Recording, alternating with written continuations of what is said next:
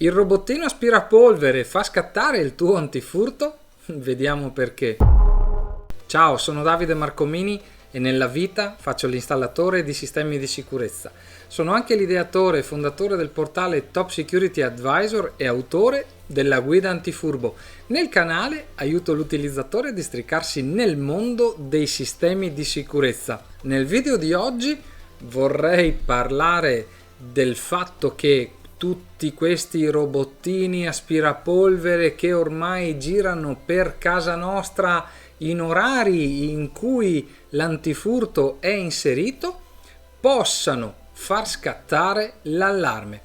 Ebbene sì, purtroppo è così, a prescindere dal tipo di rilevatore. Se abbiamo dei rilevatori interni che si attivano quando inserisco la modalità totale, molto probabilmente questi fanno scattare l'allarme. Sì, ed è normale che ciò avvenga, perché il robottino, nonostante sia un oggetto piccolo di dimensioni e che rimane per terra alla pari di un gatto, evidentemente.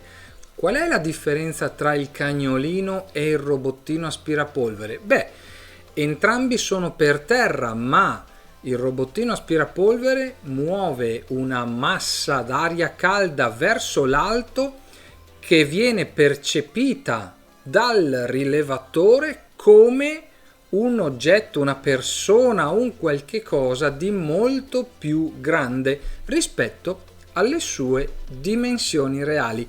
E quindi è normale ed è corretto che l'antifurto scatti se c'è il robottino aspirapolvere.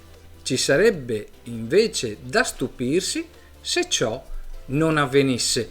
Spero di averti dato uno spunto utile sul quale riflettere anche con questo video. Ringrazio tutti coloro che si sono iscritti al canale. Se non l'hai ancora fatto, iscriviti, spunta la campanella per non perderti gli aggiornamenti che andrò a pubblicare in futuro. Io ti aspetto nei prossimi video. Ciao!